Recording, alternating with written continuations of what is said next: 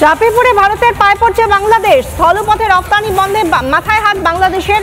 ভারতের সঙ্গে কথা বলতে চাওয়ার অনুরোধ, ভারতকে অনুরোধ ইউনূস সরকারের। স্থলপথে রপ্তানিতে নিষেধাজ্ঞা তোলার আবেদন। চাপে পড়ে ভারতের পায়ে পড়ছে বাংলাদেশ। স্থলপথে রপ্তানি বন্ধে মাথায় হাত বাংলাদেশের। ভারতের সঙ্গে কথা বলতে চাওয়ার অনুরোধ, ভারতকে অনুরোধ ইউনূস সরকারের। স্থলপথে রপ্তানিতে নিষেধাজ্ঞা তোলার আবেদন।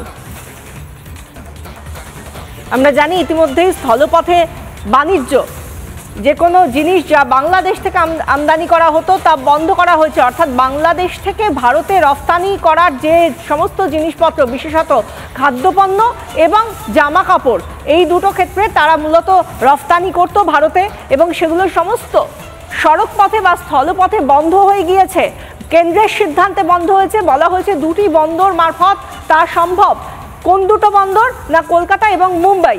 যদি সেই বন্দর মারফত সেই বাণিজ্য করতে হয়, বাংলাদেশকে যে অর্থনৈতিক উন্নয়নের দিকে নিয়ে যাওয়ার কথা ভেবেছিলেন হয়তো মোহাম্মদ ইউনূসরা, তারা সেই জায়গা থেকে একটা বড় ধাক্কা খেয়েছে, কারণ তা অনেক বেশি খরচ সাপেক্ষ হয়ে দাঁড়ায়।